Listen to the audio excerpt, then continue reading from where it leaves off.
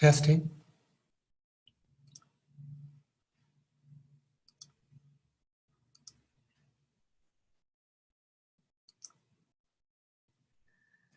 Welcome, class.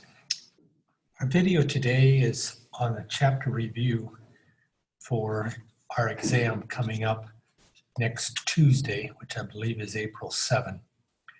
There's a lot of details on this first sheet, so don't be afraid to pause or to take a picture if you want. There will be 10 multiple choice questions, 4 short answer questions, and an extra credit. Each of these 10 questions will be worth 6 points. The 4 short answers will be worth either 8 or 12, depending on the question. The extra credit will be worth 10 points. One of the things that I want you to do is to come ready with a bunch of blank sheets of paper, similar to what you would do for an assignment. I would like you to number each problem and then show any or all of the work for that possible problem. I might be able to give you extra credit. This is especially true if you're looking at distributions like that normal bell curve. If you can show me the drawing of how you're getting that and what work you're having, it's much easier for me to give you partial points for extra credit. You will be asked to sign an integrity statement on that answer on those blank sheets of paper. When done, you will need to take a picture of all your answers, all of your completions of each problem, place it in the corresponding drop box. Be sure your name is on each sheet. Make sure your picture is very readable. This part is kind of tough. I know it's really tough for those people that live on the West Coast, but I need to put a time frame on this exam. So you will not be allowed access, or you won't be allowed to open the exam until that Tuesday, April 7 at 8 a.m. Central Time. And I know that if you're living on the West Coast, that means 6 a.m. for you, and I apologize for that, but I really can't do it any different. You will need to complete and turn the answer sheet in the Dropbox within 80 minutes or by 9:20 Central Standard Time. I'm able to specify when you have access to this exam at 8 a.m. I'm also able to see when you turn it in. If you turn it in later, it will be accepted, but there'll be a deduction. So you need to maybe keep track of the time as you're going through it. Nobody will be reminding you during that session. If you have some trouble opening the test at that 8 a.m.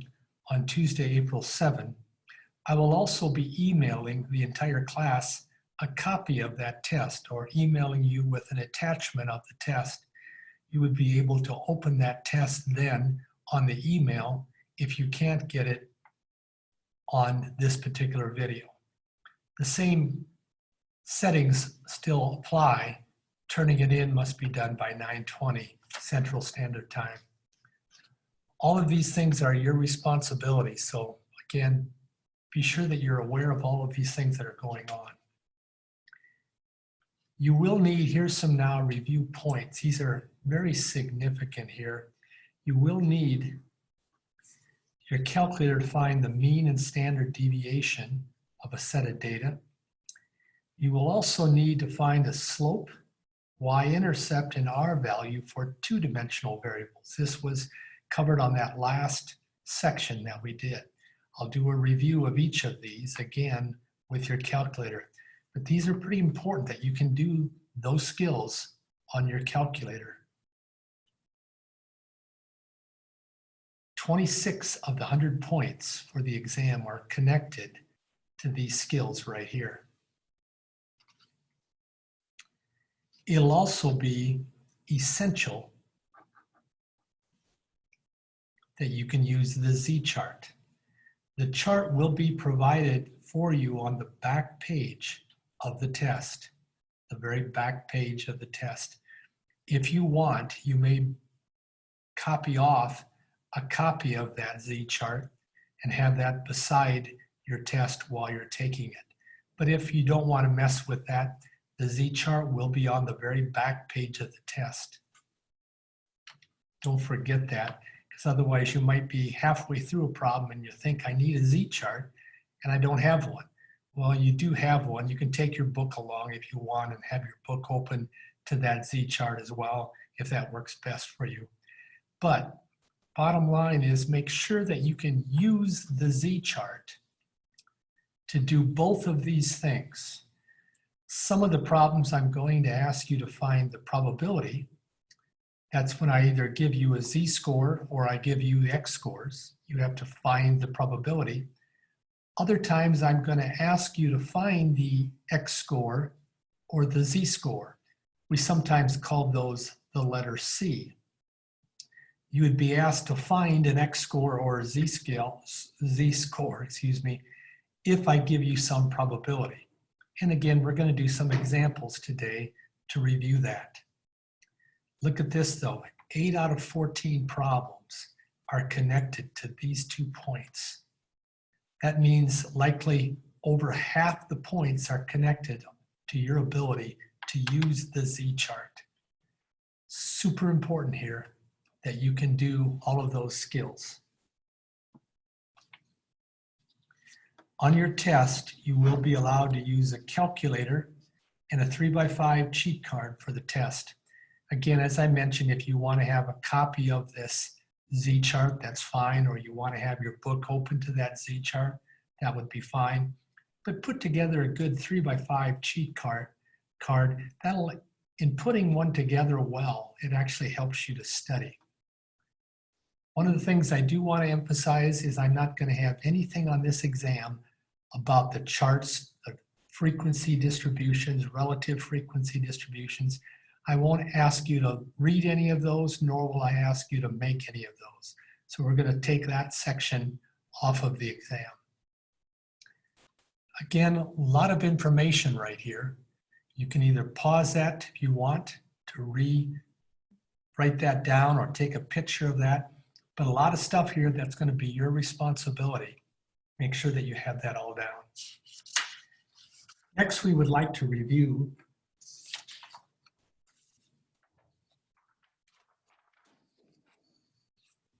finding the mean, median mode, variance, which is no more than the standard deviation squared,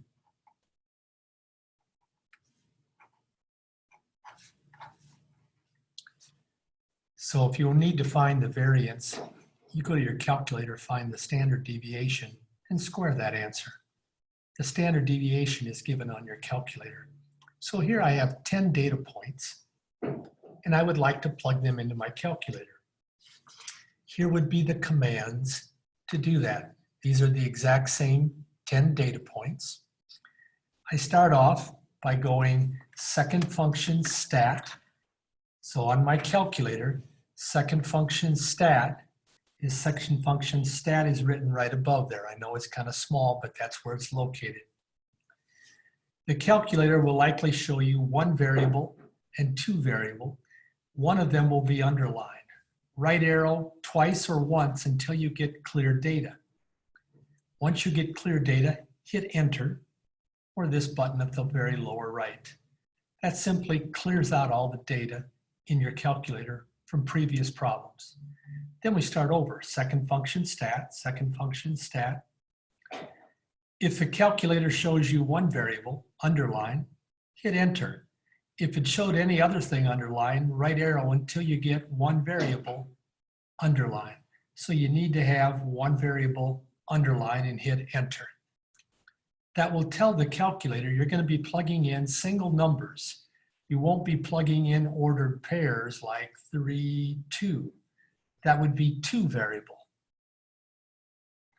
You have single numbers, which is why you want to enter one variable. After you've hit enter, now hit your data button. It's right here on your calculator. The calculator will show you x sub 1 equals. It's basically asking you, what is your first data point? Well, because ours was 7, I'm going to punch in 7. I'm going to hit down arrow. It'll say frequency 1. I hit down arrow again, And they'll now ask me, what do you want for x sub 2? So I would punch 18, then go down arrow twice, 21, down arrow twice, 10, down arrow twice, 8, down arrow twice, etc., until I get to 14, and then I punch down arrow twice, even after the 14.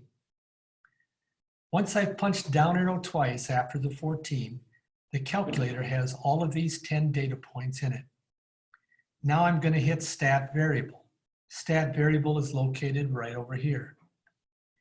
Stat variable will show you n underlined, and it would likely show you 10 because you have 10 numbers in there.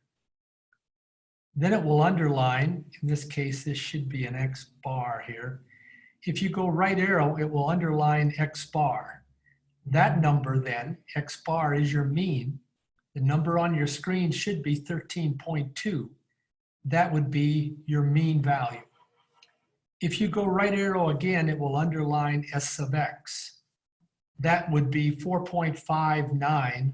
That's rounded off. It could be a little bit longer. I just rounded this one off, but that's your standard deviation. So the 4.59 would be your standard deviation. The 13.2 would be your mean. Again, make sure that you can do this on your calculator. It is super, super important that you can get these two items. Okay?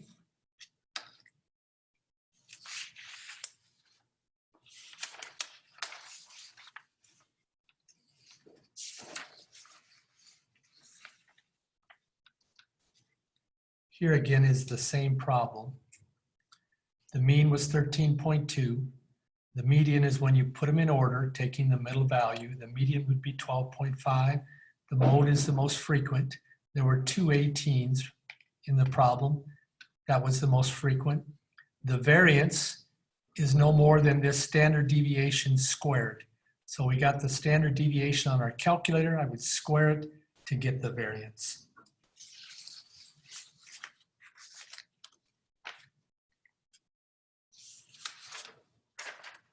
This next problem is designed to test your understanding of the mean.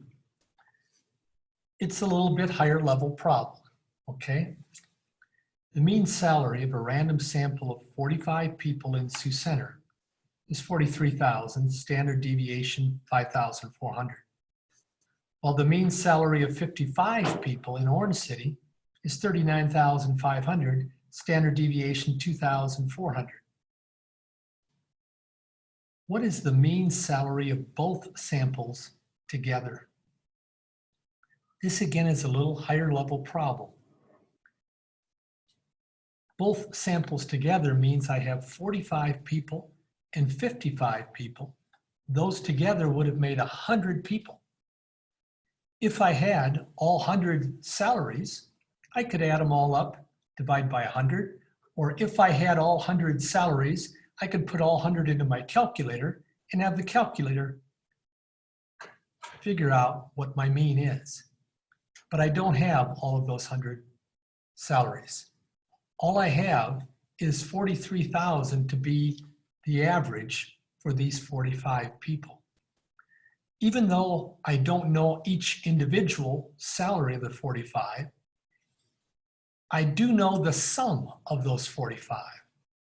The sum of those 45 would be 45 times the 43,000. That would be the same as if I had 45 salaries, each of 43,000, which would give me that mean of 43,000. Well, the sum of these 55 salaries is going to be 55 times that average of 39,500. This would be the sum of those 55 salaries. This is the sum of those 45 salaries. If I add them together, I've got the sum of all 100 salaries. It would be as if I added up each salary for every person out of that 100. If I divide by 100 then, I would get their new average. That would be the average salary of both together. Turns out if you do that, the average salary would be $41,075. But again, a little bit more involved, higher level type of problem. Also, they've asked us, what does the size of the standard deviation in each town tell you about the nature of those salaries? Well, notice in Sioux Center, the standard deviation was greater, 5,400, compared to the standard deviation in Orange City. The standard deviation, we said, describes how spread out the data is. Because this one is larger, that means that the salaries of these 45 people are much more spread out than the salaries of these 55 people. In fact, almost twice as much, quote, spread out as the salaries. So this would be a wider distribution. An example would be something like this. Sioux Center would maybe have a distribution. I'm just estimating this, wider for Sioux Center. Orange Cities would be narrower. This is a narrower spread than that one. That's shown by the standard deviation. The larger the standard deviation, the more spread out it's going to be.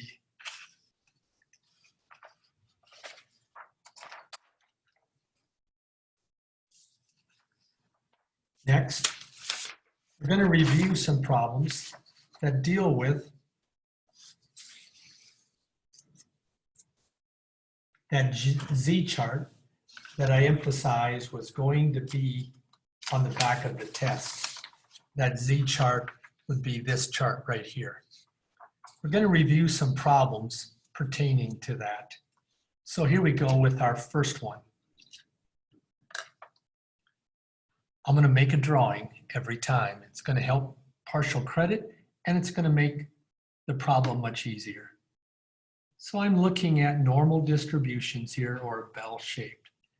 Notice these are all Z's, not X's. That means they've done some of the work for us. The Z's I will put in red here. So these Z's, remember there are about 3 standard deviations. Each one is a value of 1. So these red numbers are Z-scores. They're not X-scores. We want the probability that the Z is between the 0 and the 1.5. Well, right here is the 1.5. I want this probability from 0 to 1.5. I guess maybe I should have put that 1.5 in red to stay consistent. Well, I go to my chart. This one is pretty easy. The chart gives me probabilities from the middle out. It's exactly what I have here, from the middle out. I have to go out to 1.5. Well, my Z-scores, right here is 1.5.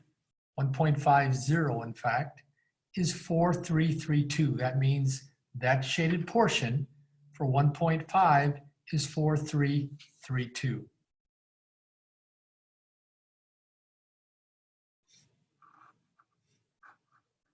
That's my probability that my Z's would fall between 0 and 1.5. The second one,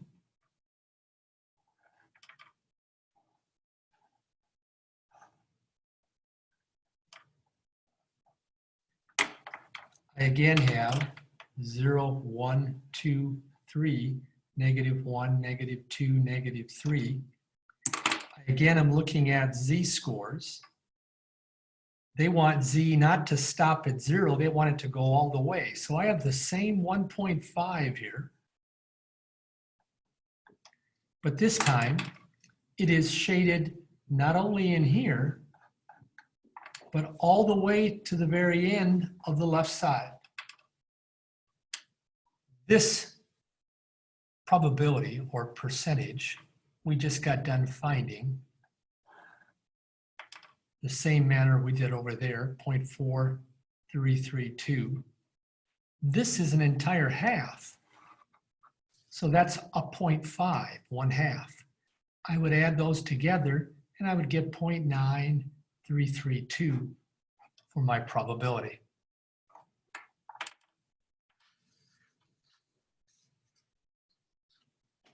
The third one, I again stuck with 1.5, so hopefully to emphasize the difference in these problems. I again have 0, 1, 2, 3, -1, -2, -3 z-scores. I again have the 1.5, it's between the 1 and the 2. But this time, notice I've switched the inequality. It's greater than. Greater than means on the right side. So I want this probability right here. Well, the chart, all of these probabilities in here are always from the middle out.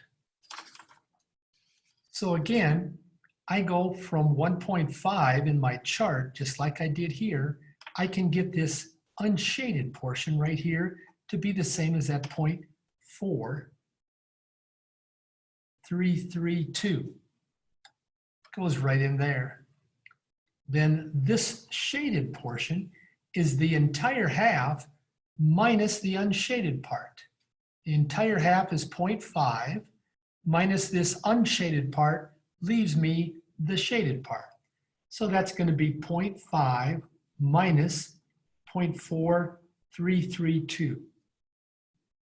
When I do the subtraction, I'm going to keep my decimal points lined up, but I get 8660, and that would be my answer. I have one more problem here. This time I switched the z's. I shouldn't say switch, I still have the 1.5, but I have it down to a -2. The drawing for that would look like this.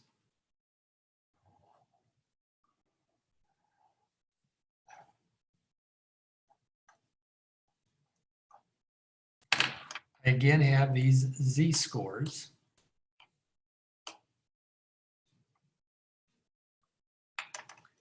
This time, they want me to go from a -2, which is over here, all the way over to the 1.5, which is between the 1 and the 2. I want all of this, because I want it between those, so I want all of this probability as well as all of that probability.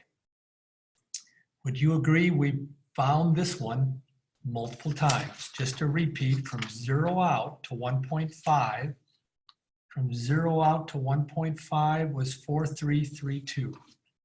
That's this portion, 4332.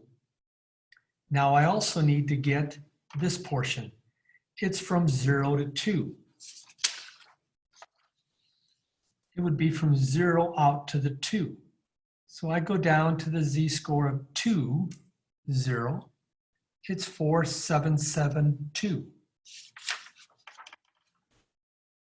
0.4772. I need both of those, so that means I would be adding 0.4772 added to the 0.4332. When I add them together, I'm going to have 4, 10, 11, 9. That probability, or 91.04%, is that probability in there. Those answers were given right here as well.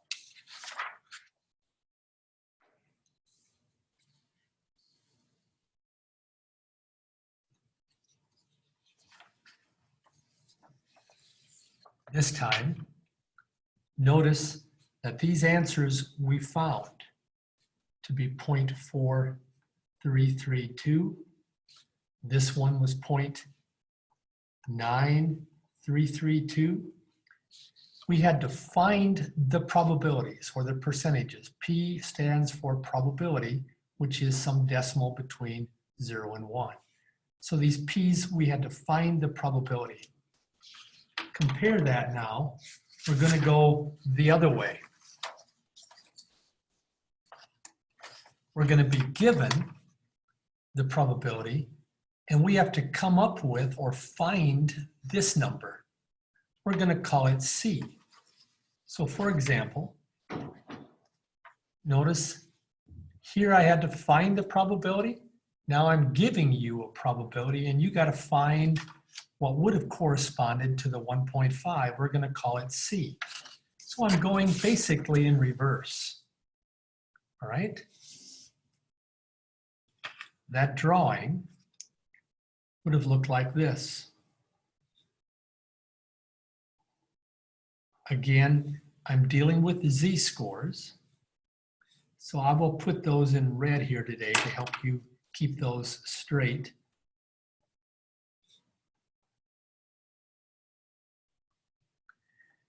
We're going from the 0 right here out to some c. We're going to the right. Z is greater than the 0. It's greater, so I'm going to the right. I'm going to go to the right until I get about 45%. Well, I don't know exactly where that is. I'm going to guess it's over here someplace. I need to find that z-score. We're calling it this letter C. What is that C value? Well, notice from 0 out to that C, from 0 out to the C is 0.4592. That's what goes in there. So now I need to use that chart backwards. I'm going to look for this probability in the middle of the chart. In the middle of the chart. Again, I just forgot it, 0.4592. Well, 0.4592 is really close to this one. And this is the closest one. So that's going to be 1.74 from up here. 1.74. That's my z-score. 1.74. That's my C. Okay. Compare that to this one.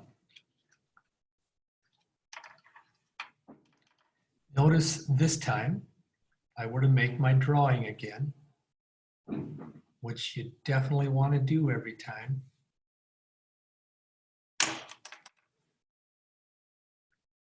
And the drawing needs more than what I have just right here. I need to have at least something like this in there as well, okay? This particular one, I'm looking for a C where all my Z's are to the left, and all of those Z's make up 85%. For example, if I were to start shading, all of that would be 50%, half of it. I got to get up to 85%. So I've got to go further yet. I need another 35.08%. So I need another 0.35. Didn't write that very clearly. 0.08. This is 0.5000, right? 50% and another 35 makes the 85. This C is greater than all of that.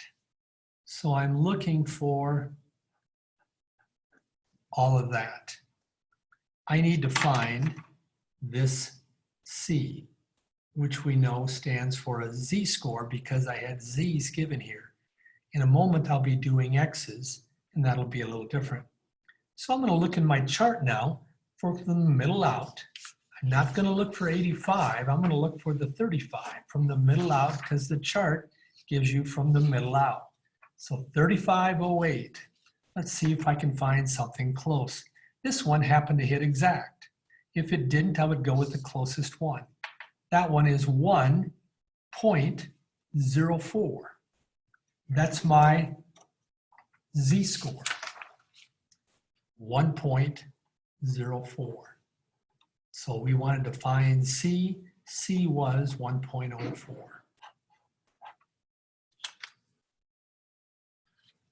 Okay, this third one. The z's, or the shaded portion, is on the left side, but look how small it is. Hardly anything at all. In other words, I have just a little bit over here of shaded that's less than my C. That little bit is 0.0021. That's the C that I'm after. The chart gives me from the middle out. So I need to find this value in here. That value in there is 0.5, that's the entire half, minus this tail, 0.0021. If I do that subtraction, I'll get 9794. That's what has to go in here. I've got to find the C that's connected to this one in my chart, because the chart gives me, again, from the middle out. So 4979. 4979. Oh, I apologize so much. The chart doesn't quite go that far. It's got 4964. It would have come a little bit further here. You could go in the back of your book to find that particular z-score. It's going to be 2.7 something. I'm not sure exactly what that c-score would be. I'm going to say approximately 2.75. I apologize that my chart isn't copied off to go all the way down. But you would have looked for 0.4979 in there. Actually, I might have that right down here. It actually went further yet, 2.865. So I had to go a little bit further than a negative 2.75. 2.865 was a little bit further. Because of time, I'm just going to show these answers. You could practice those. Here are the answers for them if you needed that practice. So far, we've done two types of problems. One was where you had to find the probability. Other ones where you had to find the z-scores. Both of these so far have used z's in your problem. That was a little bit easier. Now we're going to switch and we're going to look at x's instead. For example, here's our first one. Notice there's an x in here, not a z. That means I'm trying to find the probability of the x's rather than the z's. It involves a little more work. I'm going to make my drawing. I'm going to put my x scores in. The mean is 81.3. I have the same standard deviations. I'll put the z-scores below here like we did last time.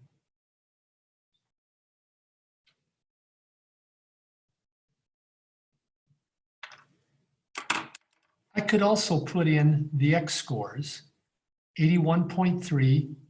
Here's the standard deviation, so that means 5.2 added to it would be 86.5. I know it's getting kind of small. I could add another 5.2. That would be 91.7. And I could add another 5.2. 5.2 added onto that would be 96.9. The black numbers are referred to X scores. The red ones are Z scores. I want the probability that X, that's like my shaded portion, is between 81.3 and 86.5. Well, 86.5 happened to hit right there. That's the same thing as saying we want the probability. It would be exactly the same as saying we want the probability that my Z is between 0 and 1, because these are my Z scores. Listen carefully once. I realize you know how to do this one right now, but I want to practice getting that 1. If we didn't know that, I would be desiring to do this. I'm just copying the first one down, 81.3 X to 86.5. The first thing I want to do is to change this to Z scores. I want to make it into that 0 and that 1. I would need to do that. For this problem, you may think, well, I wouldn't need, I already know that it's 1, which is true. But it's not always going to be 86.5 here. It might have just been 87, which would be a little bit further. Then I would have had 1 point something for a Z score. So let's practice getting that 1 right here. That formula, which you had, was your X score. That would be this 86, minus the mean, which is in the middle, 81.3, divided by the standard deviation. So my X score would have been 86.5 minus the mean, which is the middle number here, 81.3, divided by the standard deviation, which was given to be 5.2. This would have been 5.2 over 5.2, which is 1. That's how I got the 1. To get the 0, I would have put in 81.3 minus 81.3 would have given me the 0. Now I would go to the chart from 0 out to 1. We kind of already did that. But from 0 out to 1, right here's the 1, that would be 34.13. That's this shaded portion, 34.13. I found the probability that the X's were between there. The X's between there would be like 81.5, 81.7, 81.73, up to 82, up to 83, 84, 85, 86, all the way up to 86.5. Those are all the X's that could fall in between there. The probability that they're going to have those X's occur is about 34%.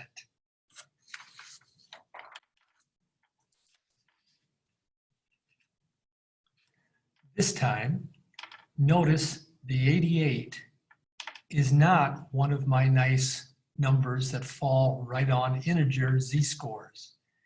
This time I'm not going to get a nice 1 here. I'm going to have 1 point something. Let's make the drawing for this one.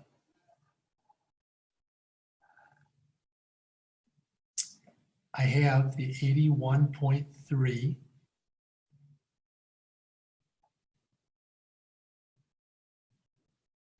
$88 is over here, somewhere between these two. I'm going to draw it just roughly right in there. I want the probability that the X's are between there. In other words, I want the probability of this shaded region. What I really want is, I'm just copying this down now, 81.3. Just like I did over here, I got to get the X's changed to Z's. I want to change these to Z-scores so that I can use my chart. The 81.3 put in there would have given you the same 0. But now let's do the 88.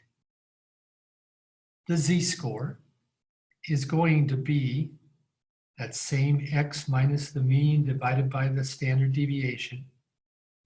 It's going to be, in this case, 88 minus 81.3 divided by 5.2. I have that over here someplace. Might take me just a little bit to get it. That z-score turns out to be 1.29. We normally round it off to 2 decimal places. So if I do that now, I'm looking for the z-score. That's 1.29.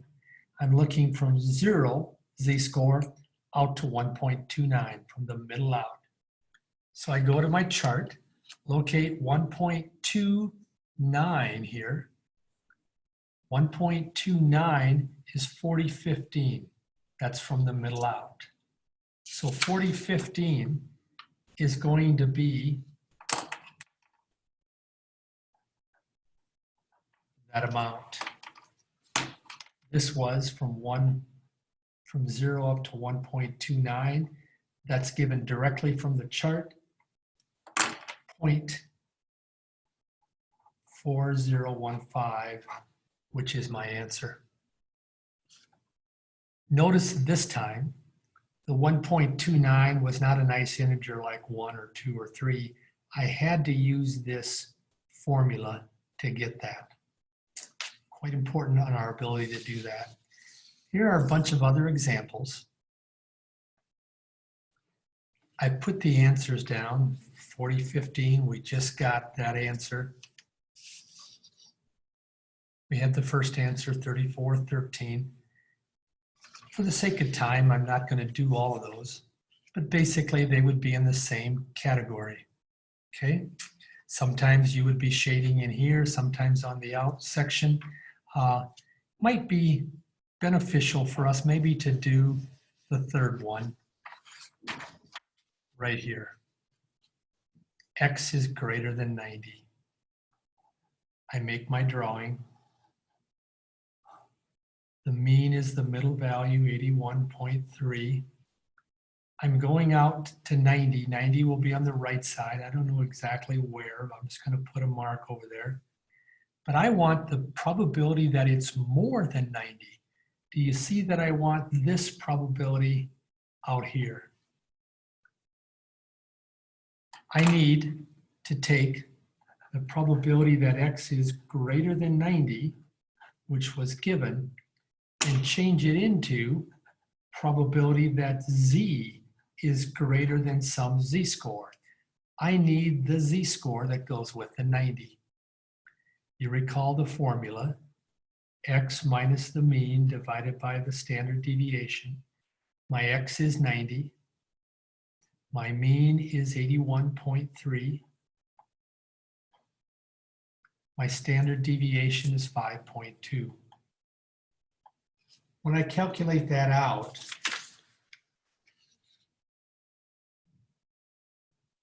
turns out to be 1.67. That's the z-score that falls underneath the 90. Now it's important to realize, that's why I wanted to do this last example yet before we moved on, that my chart always gives me from the middle out. Remember, the chart gives you from the middle out. So the chart is going to give me this number in here, but I need to find that number. Let's first find the number in there. I'm going to use this 1.67.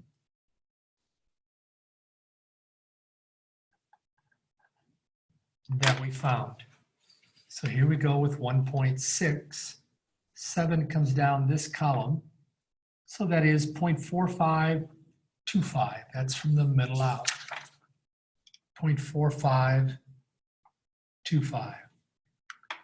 Then this portion, it's the entire half, 50%, minus this 4525. So it's 0.5 minus this unshaded part, 4525. That's what this is going to be, 0.5 minus 0.4525. When I do that subtraction, I'll get 5, 7, 4,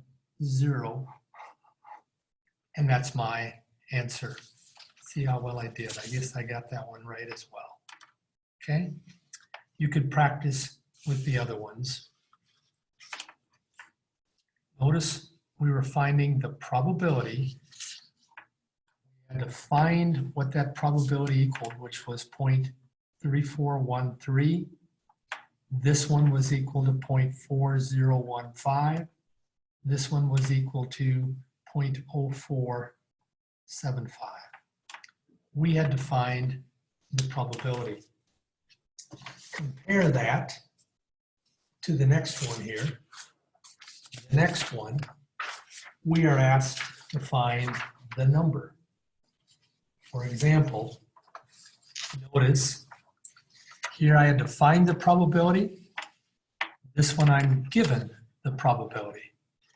I've got to find the x-score that would be greater than the shaded portion. Well, let's try and work through that one as well.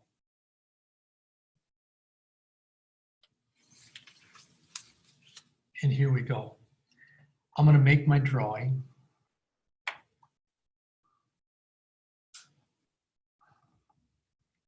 The mean is 81.3.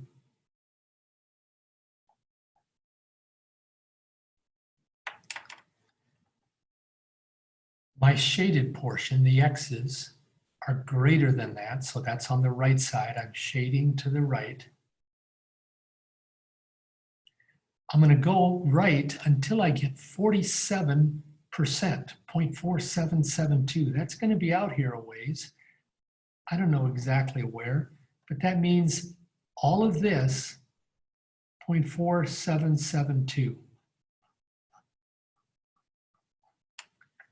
This is my C. I want to find that number that goes with this 4772. What I got to do is get the Z chart, the Z values first.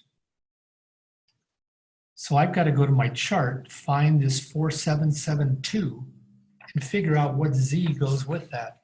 This is the probability in the middle again. 0.4772 happens to be a nice right-on number. We happen to choose that exactly. It's 20. That means that that Z-score right there is 2. To find that C-score, which we're going to call C, here's a formula again. You've seen it before. It's going to be the mean plus your Z-score times your standard deviation. That formula is pretty important for you to know.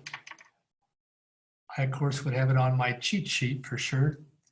So that score, which we're calling C in this problem, the mean is the middle value, 81.3. The Z-score we found to be 2. The standard deviation was 5.2. That would be then 81.3. 2 times that is going to be 10.4.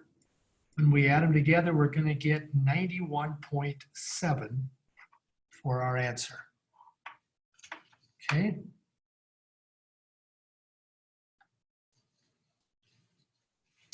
$91.7 was our answer.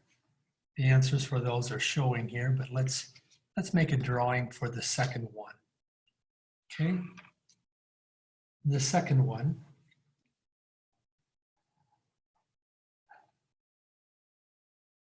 I have my shaded portion, that's the X, is to the right of C. That means I'm on the right side shading. I'm going to shade until I shade up 43%. That's almost halfway.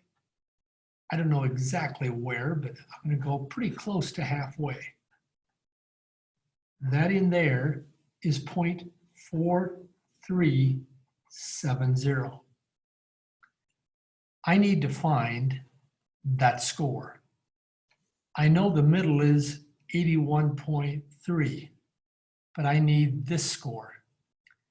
The chart doesn't give me the tails. The chart gives me from the middle out. So I've got to first get from the middle out. The middle out, that part right in there, is going to be the whole half minus this shaded portion, 4370. So when I subtract that, I'm going to have 0, 3, 6, 0. 0.0630 is in there. That's what I'm going to look for. I need to find that z-score from my chart for this 0.0630. So I look for 0.0630. It's right between these two. It's closer to this one. So that one has got a z-score of 0.15. 0.15. Let me just double check that. I think we might have rounded that up. 0.0630.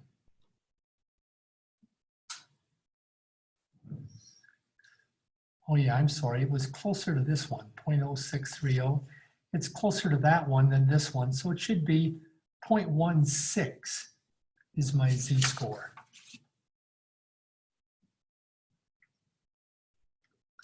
Then to get that x score, my c, I go with that formula again.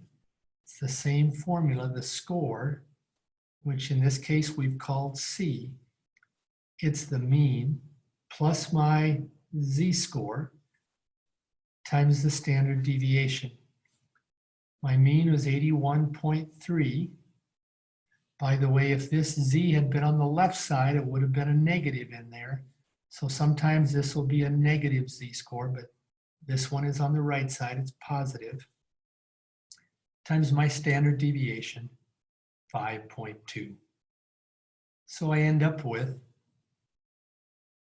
this being multiplied together. Let me try and get that once here a moment for you. Having a hard time finding that one. Turns out to be 82.132.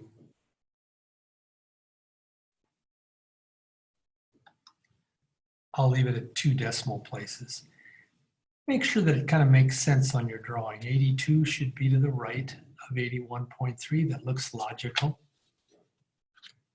They carried it out here 2 decimal places. Sometimes your z will be a negative, as it is right here. Then when you go to that chart, or that formula, excuse me, you would put a negative number in there and you'd be subtracting this. And then your answer, 79, would be less than the 81.3. Here are the answers to the other ones, but again, for sake of time, we're going to move onward here. Next, we're going to take those same kind of problems and we're going to look at them in a word problem format instead.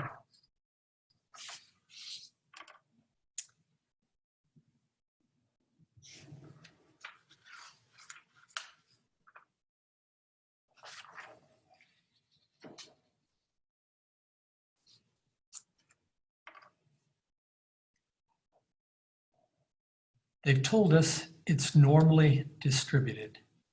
That means I would make a bell curve. They tell me the mean is 24.5. The standard deviation is given to be 3.2. Let's go with this one, less than 22 minutes. The first one is so standard, we've been doing it on the right side so often. So let's go less than 22 minutes. Would everybody agree 22 is to be on the left side of 24? I don't know how far, I'm just going to put it over here someplace. 22 minutes. What I would be wanting would be, I want the probability that x is less than 22. X would be less than 22.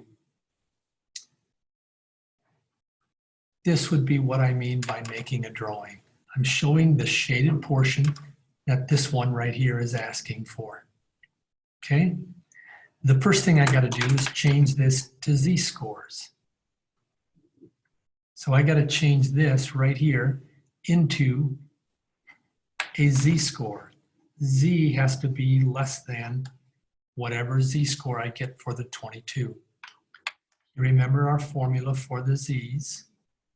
It was our x-score minus the mean divided by the standard deviation. Again, that formula should be on your cheat card. So my x-score is 22. My mean is 24.5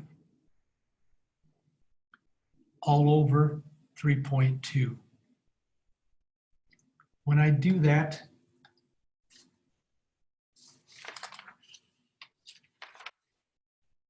subtraction there, I think I have it done up someplace here.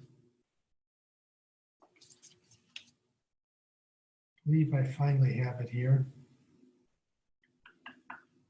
Sorry, it takes me a little bit of time. I think it turns out to be a negative 0.78.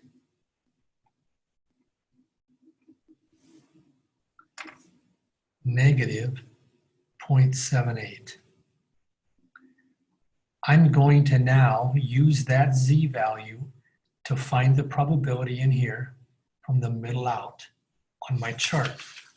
So 0.78, right here is 0.7, column 8 is the 2823. That's from the middle out. This would then be 0.5, the entire half, minus the unshaded portion.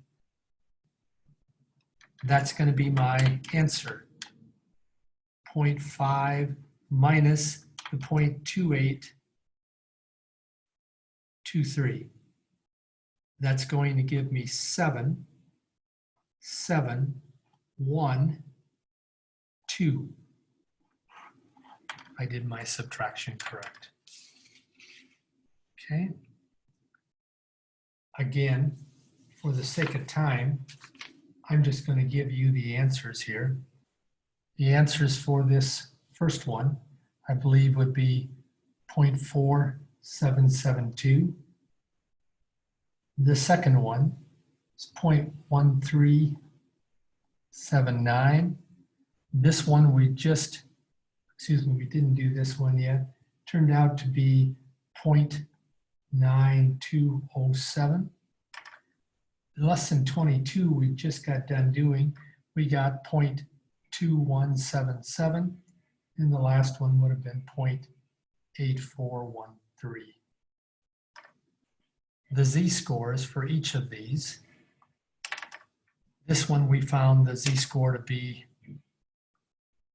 0.78.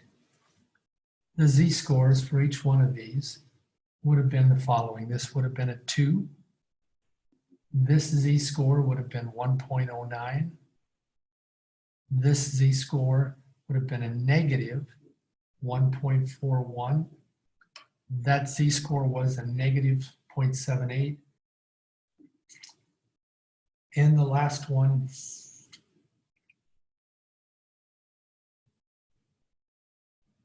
I believe the z was just a straight 1. Showing me the z-scores on your problems can also help you get partial credit. I know how far then you were able to go. Again, this was an example where I had to use x's. I had to go from this word problem to this drawing and this problem here. Okay?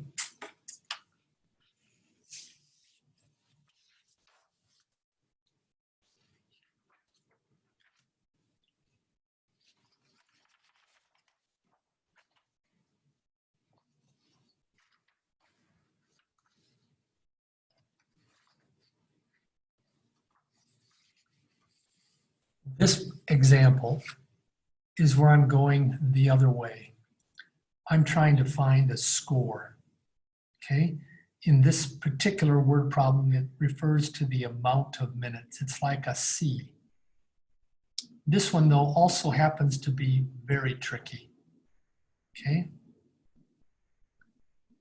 I have a normal distribution.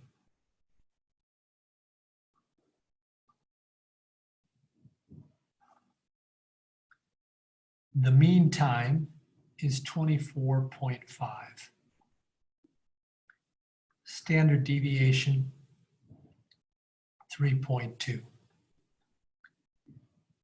It's important that you understand the context of this problem, okay? The most efficient employees, when they're on an assembly line, the most efficient means it takes them the least amount of time to do the assembly. So when we talk about the top 60%, it's the 60% that have the smallest, the least time. The least time is on the left. So even though it says top 60, what that means is these 50% and these 10%, that 60% has the shortest amount of time. They're the most efficient. That's why this one was really tricky. A lot of people would have put the 60 up over here on the right side. I'm looking for that score. I want to find the amount of minutes, that's this score, that would cut off the top 60%. I need to find the z-score that goes with that.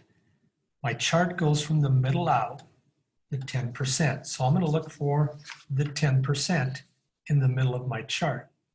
Pretty sure it's not going to be exact. Turns out to be this is the closest one right here. This one's a little further away.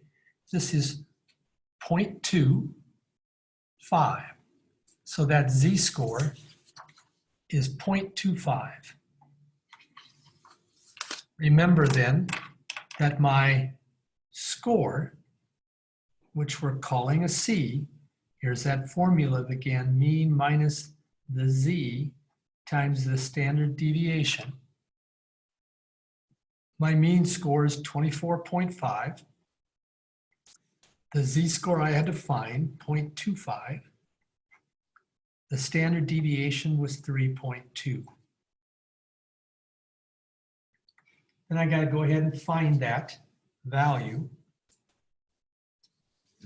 Turns out to be 24.5 plus, in this case, I don't have that number.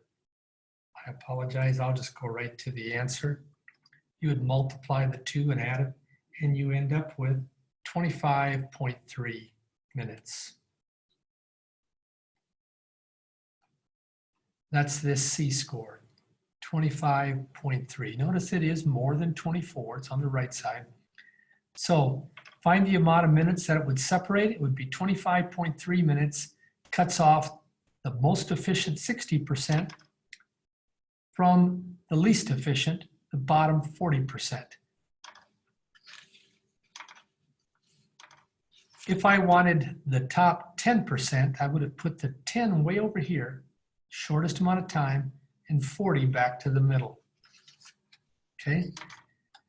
The tricky part was that the numbers seemed to be flipped, but don't miss the main concept. The main concept was finding a number, finding a C value. Okay, finding the C value. We're going to leave that normal distribution here for a little bit. And we're going to look at now the confidence intervals.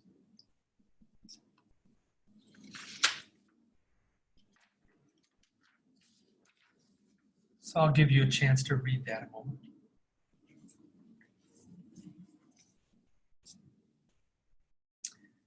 The sample proportion, you recall, was p hat x over n. So in my case, p hat was 65 out of 100. I kept the numbers quite easy. P hat is then 0.65. That's my sample proportion. The margin of error associated with the sample proportion at 90%. We're looking for the margin of error. You recall our formula was our Z alpha over 2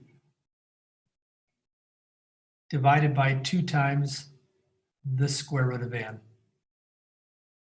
So I'm looking for the z-score that would have been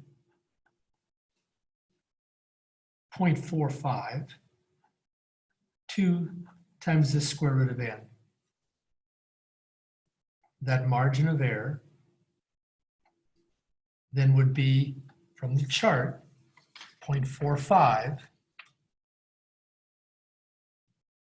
falls right in between these. I'm going to actually round it up to 1.65. So that z-score is 1.65. 2 times the square root of n. N is my sample size, 100. That's 1.65. Square root of 100 is 10 times 2 is 20. It's going to be that number there. Turns out to be 0.082. That's my margin of error. Now we want to find the confidence interval. CI for confidence interval. It's your sample proportion plus or minus your margin of error, which we just found.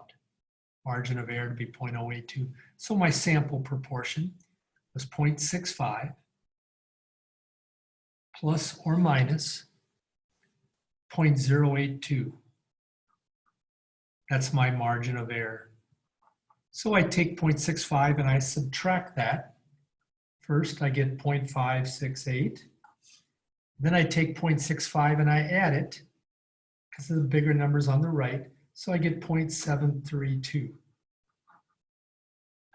That's my confidence interval. Now, we have to also describe precisely what this interval means in context of that problem. Because it was 90%, here's what it means. Listen carefully to this now.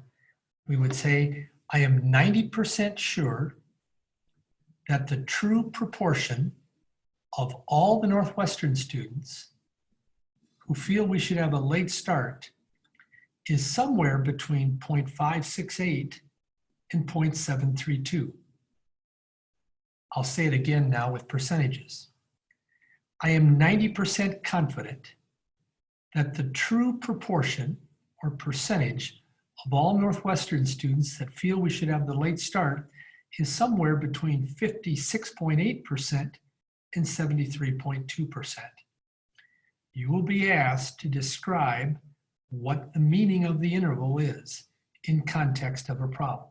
It won't be this problem, but it would be a problem involving a confidence interval, okay?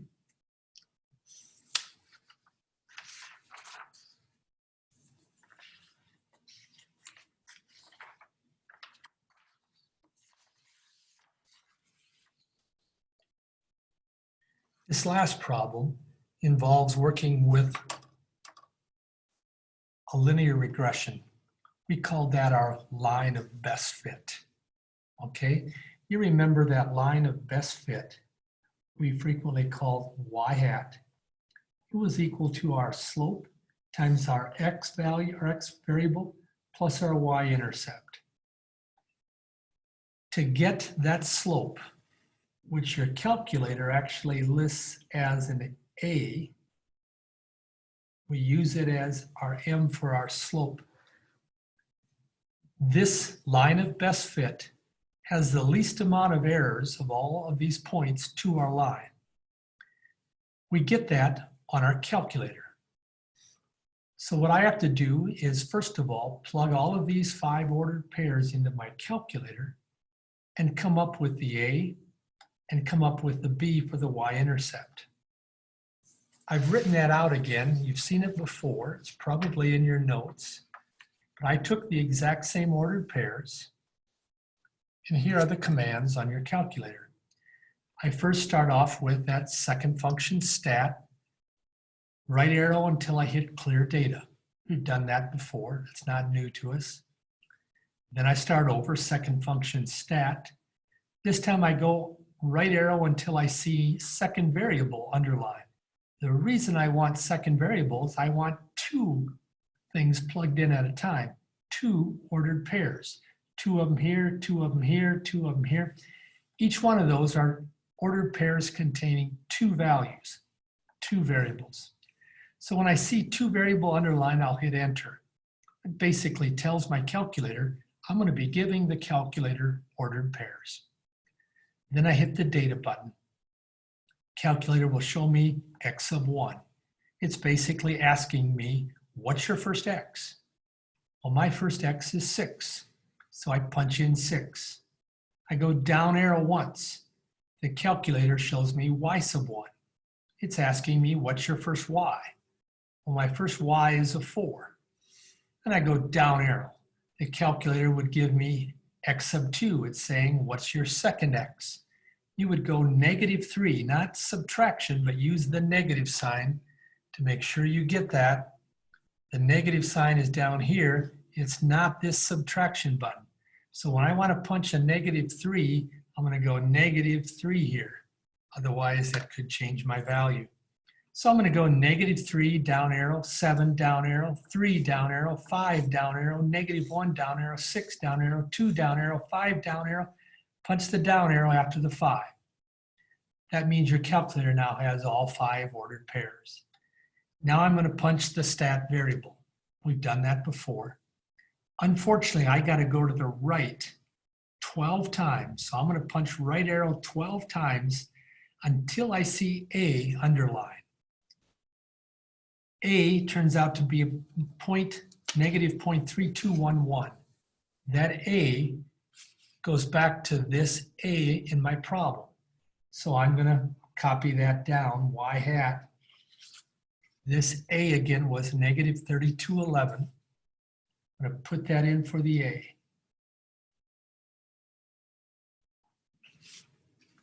Then I'm going to go right arrow one more time and it'll give me the B. The B is 5.8496. That's going to go in there. 5.8496. This is my line of best fit. I'll give you that. One other thing we're going to do here, we're going to work with, is we're going to go right arrow once more till we get R. R turns out to be 0.9878. I'm going to put that over here on the side. R is a -0.9878.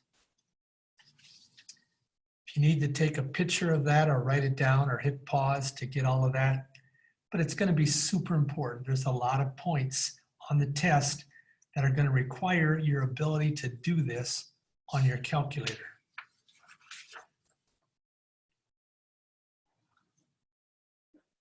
Assuming the linear trend continues beyond the domain, that means assuming this line goes on, predict the value of y when x is 11.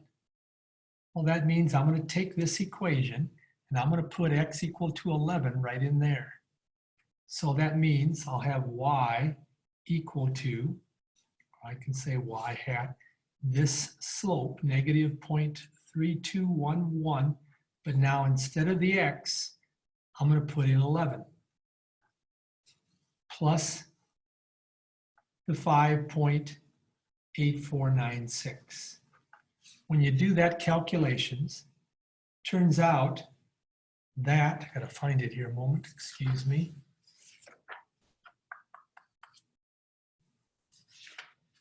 Here, I got it. Turns out that the y is 2.319.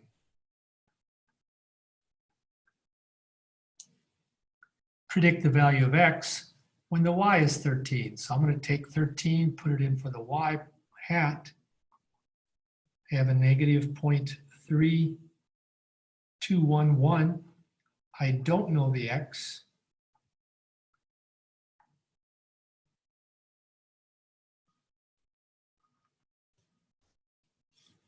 Turns out that the x is, in this case, a -22.274.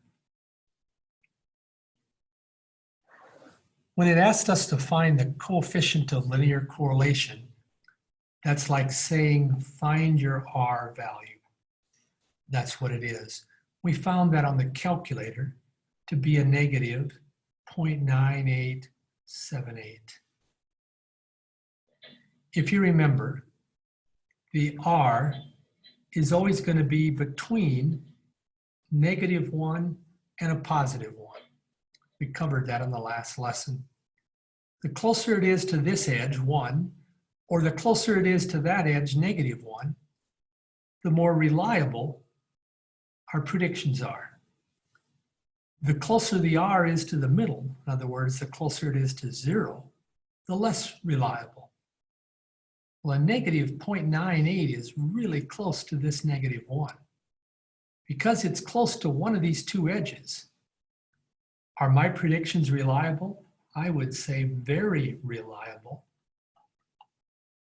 Why? Because R is close to the -1. That means these predictions that I put right back in here, predict, those two numbers are going to be very accurate predictions because this best fit line has a very high coefficient of linear correlation, or in this case I should say very low because it was a negative, making the predictions very reliable. That is all we have for this review. Test will be next Tuesday, which I believe is April 7. Remember, you cannot open that test until 8 a.m. Central Standard Time. I apologize to those on the West Coast, but I needed to put a time frame on that. Again, don't be afraid to go back and review the very first slide that we covered. It had a lot of details on it. Have a good rest of your day.